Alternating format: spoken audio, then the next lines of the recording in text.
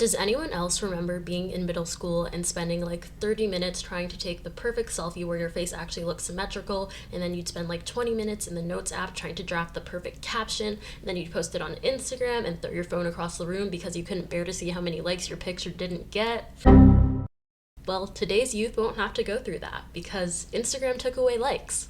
Kind of. Hi guys, I'm Amanda, your local Gen Z person talking about Instagram. So in late 2019, Instagram announced that it would be testing out removing likes to mitigate the impact likes were having on users' mental health. Honestly, I haven't been able to see likes on my Instagram account for like a year, and it's great. It's fine. It's amazing. I'm very used to it at this point, so I don't really care that I can't see likes. I'm never like scrolling through Instagram and like wondering, I wonder how many likes that picture got, whether it's someone I know really well in person or it's like a complete stranger influencer. It's never something that comes to mind. I remember even being in high school and I would like post a picture on Instagram and then text in like my group chat and be like, to my 3 friends and be like, oh my gosh, guys, I just posted a picture on Instagram, like please like it right now.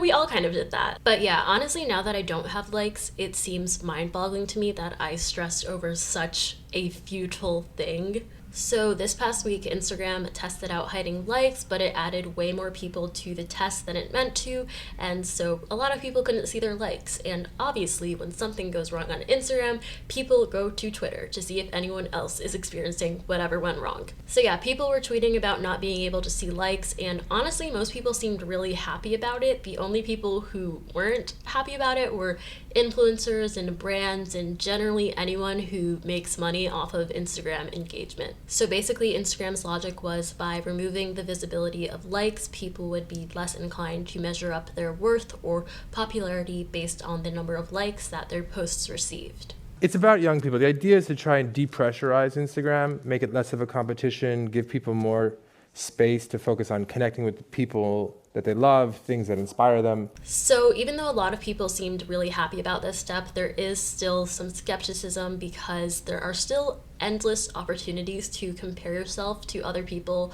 on social media, even if it isn't by likes. There have been plenty of studies that show a correlation between mental health issues like depression and anxiety and social media platforms across the board, but it's unclear that hiding likes will actually tackle any of these problems. At the end of the day, Instagram is in the business of capturing its users' attention for as long as possible, and if they can still do that without showing likes, then they're achieving their bottom line. I don't really think taking away likes will improve Instagram users' mental health, but I'm also not a psychologist, so I'm going to be talking about how the removal of likes has supported the Make Instagram Casual Again movement. So, what is Make Instagram Casual Again? Despite what it sounds like, it's not some sort of grassroots political movement.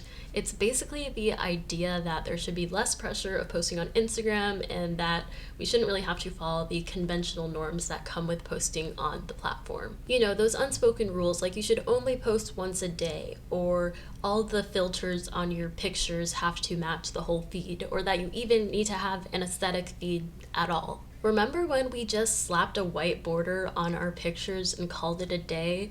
Now Instagram feeds are like priceless mosaics, and every tile, every picture has to be perfect so that it can fit in with the whole piece. Make Instagram Casual Again is basically saying that aesthetics and perfection are overrated because it's all fake anyway. It's about sharing the more forgettable and mundane moments of our life instead of just the highlights. And it's about getting rid of that painful self-consciousness that comes with posting your life on social media. I definitely think the removal of Instagram likes for me has enabled me to get on this Make Instagram Casual Again train, because now I kind of post pictures that I actively know will probably not get that many likes. I post like 2 pictures in a row, like 2 pictures apart, and I'm just like, I don't care, because why would I? And it's honestly pretty freeing. It's really nice. Even though Make Instagram Casual Again is about stripping away the curated feeds, the filters, the millennial pink walls, and the avocado toast, it in itself is an aesthetic. In fact, many teens are going out of their way to make their photos look worse. Fujicam, which makes your photos look as if they've been taken with an old school throwaway camera, has been downloaded more than 16 million times. Also in general, in the last few years, I feel like there's been this resurgence of like having film cameras and disposable cameras, and it's funny because people get those pictures scanned so they can post them to Instagram, which is like kind of, I don't know, it's like weirdly paradoxical because with a film camera, you only get like one chance to take the picture, so it's like spontaneous and you don't even know what it's gonna look like right after until it's developed. And, people take that and it's like something that's so of the moment, and then they continue to like immortalize that on Instagram, which is just like, it's not like a bad thing. Like, I'm not fucking pretentious. I don't care if people post film cameras pictures on Instagram. I do that shit too. But it's just kind of funny. I feel like everyone is kind of sick of like the fake Instagram, but now we're kind of trying to manufacture authenticity and casualness. And is that any better than trying to manufacture something so obviously polished? Because like with the classic fake Instagram influencer, no matter how hard they tried to feign spontaneity and their poses, like objectively the whole mise-en-scène of the photo was just so obviously not. Like it was so planned. Like we know you hired a photographer and searched the nearest sunflower field and drove 3 hours there just for Instagram. You didn't just show up there with perfect hair and makeup and started frolicking and someone just so happened to take pictures of you. Like it was so planned. I don't care how free and flowy you look, like we know you planned that. And the thing is, I think doing all that for an Instagram picture is perfectly fine. I'm not a hater. I'm not more insightful or intellectual than people who do this. I do that.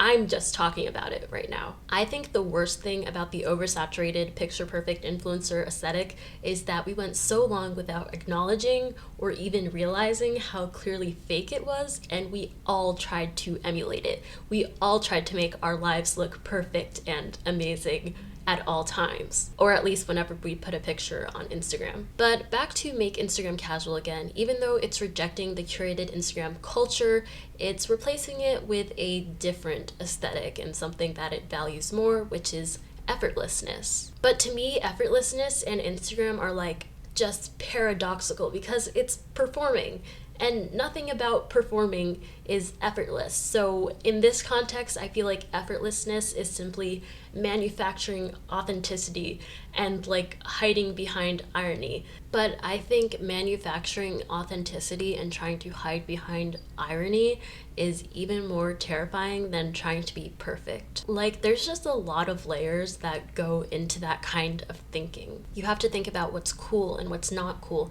and how you can be cool without looking like you're trying to be cool, because there is nothing ironic or self-aware about wholeheartedly trying. So you have to seem like you're not trying even though you're trying really hard, and then you have to think about how this translates to the actual contents and composition of a picture. Like now, blurry pictures are stylized. They signal that you don't care about how your picture looks because you're just having so much fun being cool, Okay, I honestly am probably the only person who like thinks this many layers into that, and I really hope that I am, because if everyone's thinking like that, which I'm sure they're not, that would be really strange.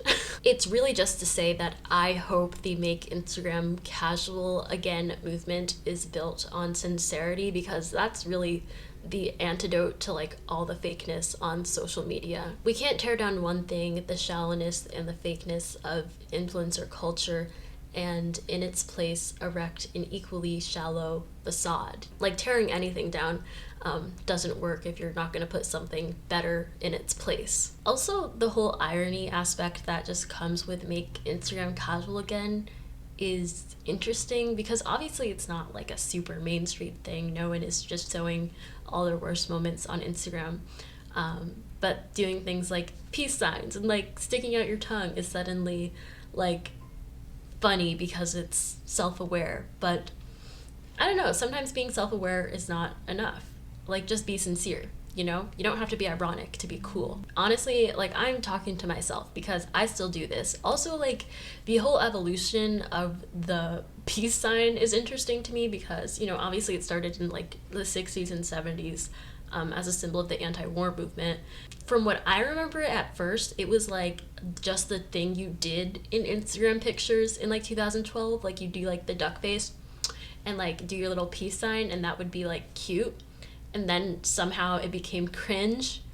And then somehow it became like ironic and funny to do it because of, you know, that one girl with the crying, she's crying and her tongue is out and she's like, and then that like became like a funny, ironic thing to do. And now for some people like me, it's just like a reflex. Like, I just don't know how to pose. So I'm like, and I guess it's socially acceptable again at this point. So that was a tangent. Okay, so back to make Instagram casual again. If you're participating in make Instagram casual again, but you're an influencer in any capacity, I think you've lost. Like, it just, like, it doesn't, you can't. It's like oil and water. Like, you can't possibly be making Instagram casual again if you have 200,000 followers. Even if you have 1,000 followers and you think your ironic grocery store selfie is making Instagram casual again, it's not, because you have an audience and you're performing. Like, yes, 1,000 doesn't seem like a lot in Instagram world, but you have no choice but to perform for that blob or for that number, because you don't personally know everyone. You're never directly speaking to one person. You're always performing for a mass.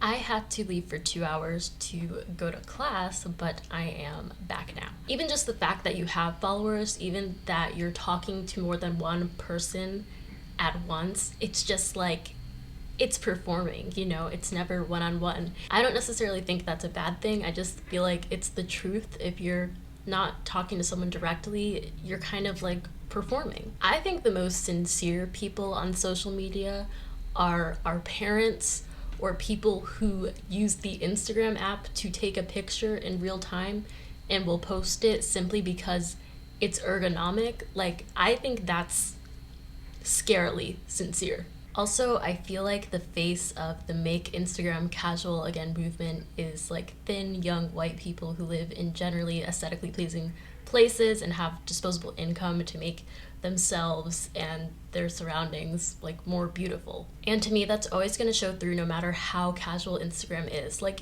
yes, your picture is casual, but you're already considered cool and beautiful by society's standards. Like, if who you are and how you are able to present yourself is already like the standard of like beauty or like coolness, there's only so far you can go when it comes to being like fringe or rebellious. You're never that far away from it. Like, to you, it might seem like radical that you're being so casual and so like not polished, but to a lot of people, that is still unattainable. And honestly, that's the point. On Instagram, how you present yourself is the product, and no matter how real or casual or relatable you might be, people who don't know you follow you because something about you or your life is aspirational. It's something they don't have, and that's why it's interesting. And I feel like make Instagram casual again has picked up because we got to a point where everyone was like acting like an influencer. No matter how many followers they had, everyone was acting like their life was beautiful and perfect, and suddenly that's not cool. Like, if everyone's life is beautiful and perfect, that's not cool, because the whole point of coolness is like scarcity. If everyone has it, it's not cool. So now the new cool thing is ideally purely and unadulterated effortlessness. And of course, true effortlessness, true coolness, true rejection of like this influencer culture would just to like not post on Instagram at all. But I feel like for my generation, we're so deep in it that it's not an option.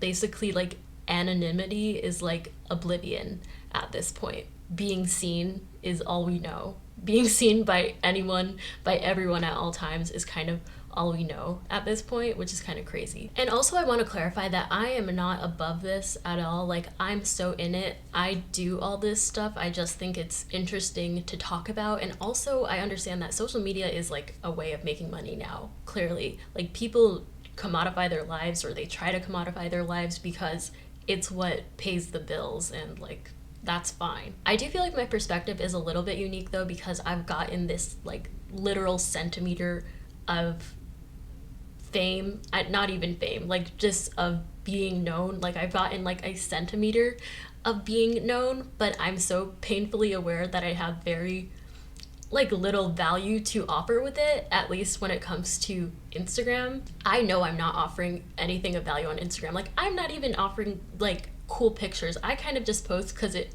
feels like the thing I should be doing, so I do it. And I'm not above deleting it. So I think my perspective is just a little bit unique, because I'm like, I know this, like I'm not offering anything. And I know I should want more followers because that's like better for business and money, but I'm like, but why? I don't have anything to offer you. Like I make my Instagram presence accessible and known to people, like if they are ask for it, because who doesn't like validation? And I'm just like not above completely deleting it. I don't have like a really good reason other than like validation and fear of being unknown. But for me, YouTube really is like the social media platform where I at least try to inject a semblance of value into what I make. And to be clear, seemingly very surface level things still hold value, even if it's just pretty to look at, even if it's just entertaining. I don't think my content has value because it's intellectual or critical or whatever. The difference is between my Instagram and YouTube is that I really put effort. In Instagram, I put effort in trying to seem cool. In YouTube, I put effort into trying to like give my audience something, whatever it might be, whether it's entertainment or whether it's some type of knowledge. But yeah, the effort to try to do something other than seem cool is like, that's sincere effort. So yeah, that's my thoughts on that right now. And also I do feel really lucky to like even be able to think about like, oh, is like, am I being sincere right now? Like, you know, that's like a very first world problem to even be thinking about. So I feel lucky that I can even like have that issue and have that debate in my head. And hopefully you guys can enjoy it while I talk it out on camera. So yeah, I hope you guys enjoyed this video. I will see you guys in my next one, and have a great day. Bye.